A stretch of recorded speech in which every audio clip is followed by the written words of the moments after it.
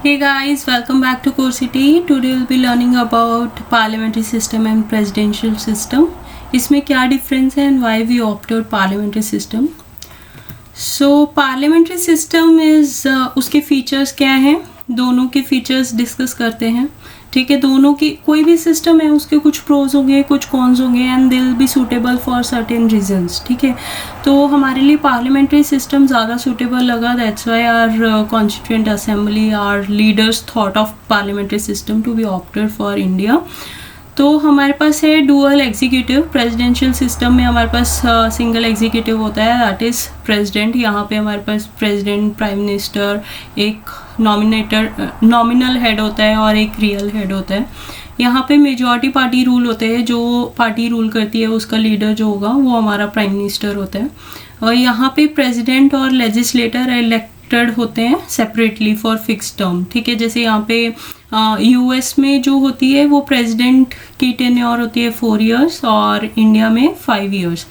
ठीक है, और कलेक्टिव रिस्पॉन्सिबिलिटी होती है. बेसिकली जो कैबिनेट है जो सजेस्ट करता है प्राइम मिनिस्टर को, प्राइम मिनिस्टर फिर एडवाइस देता है टू द प्रेसिडेंट. तो बेसिकली सबकी कलेक्टिव रिस्पॉन्सिबिलिटी होती है कि अगर मतलब वो सिंक होंगे तो टुगेदर होंगे. अगर उनकी कैबिनेट गिरती है, लोकसभा गिरती है तो सब लोग कैबिनेट के हट जाते हैं. ठीक है, अगर वो एडवाइस देते हैं तो कलेक्टिव सजेशंस देते हैं.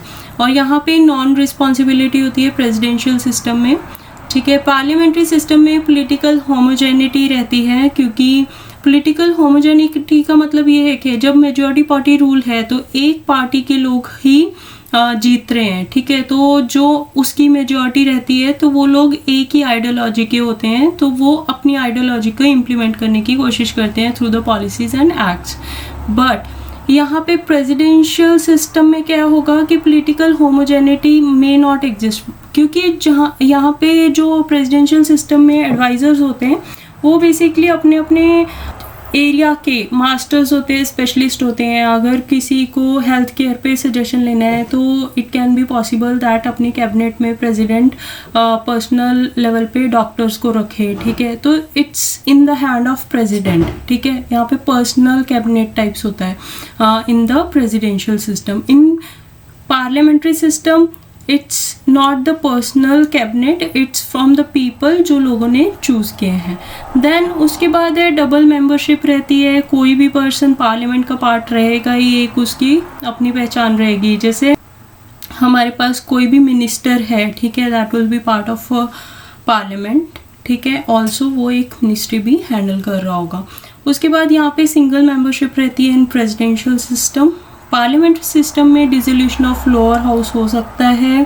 ठीक है, प्रेसिडेंशियल सिस्टम में लोअर हाउस का डिसोल्यूशन पॉसिबल नहीं है. डिसोल्यूशन ऑफ लोअर हाउस मतलब कैसे है कि मेजॉरिटी पार्टी रूल हमें नो कॉन्फिडेंस मोशन पास कर दिया. ठीक है, तो हमारी लोकसभा की इलेक्शंस दोबारा करवानी पड़ती हैं. उसके बाद है पार्लियामेंट्री सिस्टम में फ्यूजन ऑफ पावर्स होता है. ठीक है, सबकी power, legislative is dependent on executive, executive is dependent on legislative. ठीक है, सबकी पावर्स मिक्स रहती हैं, पर प्रेसिडेंशियल सिस्टम में ये सेपरेशन ऑफ पावर का कंसेप्ट होता है. मेरिट्स क्या है पार्लियामेंट्री सिस्टम की? हार्मनी बनी रहती है लेजिस्लेचर एंड एग्जीक्यूटिव, क्योंकि इंटरडिपेंडेंट होते हैं तो एक दूसरे की के वो काम करते हैं. ठीक है, और रिस्पॉन्सिबल गवर्नमेंट रहती है. पार्लियामेंट्री सिस्टम में रिस्पॉन्सिबल गवर्नमेंट रहेगी, बिकॉज कैसे है कि लोग टाइम टू टाइम क्वेश्चन कर सकते हैं और अपने हिसाब से डेमोक्रेसी के बेसिस पे उनको चूज़ करते हैं. ठीक है, प्रिवेंट्स डेस्पोटिज्म. ठीक है, और वाइड रिप्रेजेंटेशन रहती है क्योंकि डिफरेंट कम्युनिटी के लोग. प्रेसिडेंशियल सिस्टम में मेरिट्स क्या है? स्टेबल गवर्नमेंट रहती है क्योंकि वो नो कॉन्फिडेंस मोशन का कंसेप्ट नहीं है. डेफिनेटनेस इन पॉलिसीज़ रहती है, बिकॉज कैसे है कि जो पॉलिसीज़ है वो सालों साल कंटिन्यू रहेंगी. बट पार्लियामेंट्री सिस्टम में ऐसा नहीं हो सकता, बिकॉज एक पार्टी रूल आया, नेक्स्ट टाइम दूसरी पार्टी डिफरेंट आइडियोलॉजी की है, तो it might be possible that policies change हो जाएं. ठीक है, based on separation of power बना है. ठीक है, सब अपनी अपनी एडमिनिस्ट्रेशन डिफरेंटली हैंडल करते हैं. गवर्नमेंट बाय एक्सपर्ट्स होती है. इंडिया में कैसे है, जो लोग चूज़ होते हैं they are not specialised in their areas. ठीक है, अगर कोई फाइनेंस में है या कोई हेल्थ केयर में है, they are not masters of their areas, they have been chosen by the people to represent them. ठीक है, बट यूएस में कैसे होता है कि एक्सपर्ट्स होते हैं, क्योंकि उनको स्पेशलाइज्ड एरिया से लिया जाता है, वो लोग चूज़ नहीं करते हैं, प्रेसिडेंट अपने हिसाब से चूज़ करता है as economical adviser, health care adviser and all that, ठीक है। पार्लियामेंट्री सिस्टम की जो डिसएडवांटेजेस, डीमेरिटीज़ है, अनस्टेबल गवर्नमेंट, कभी भी गवर्नमेंट गिर सकती है, नो कंटिन्यूटी ऑफ पॉलिसीज़, क्योंकि आइडियोलॉजीज चेंज होती है, party to party rule, against separation of powers because सब चीज़ें इंटरमिंगल्ड हैं, government by amateurs because they are not specialised in their areas. Presidential system के डीमेरिट्स क्या हैं? कन्फ्लिक्ट होते रहते हैं लेजिस्लेचर और एग्जीक्यूटिव के, because they haven't worked on the policies together. Know responsible government, because कैसे है कि प्रेसिडेंट उनको चूज़ कर रहा है तो ठीक है, वो अपने डिसीजन अपने आप से ले रहे हैं, they are not responsible to the people.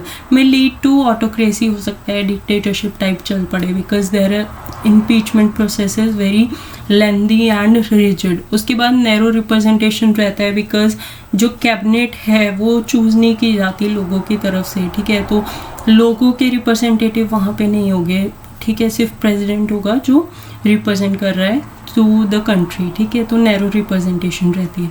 That's all for this lecture. Stay tuned to Coursity, subscribe to Coursity. Bye guys.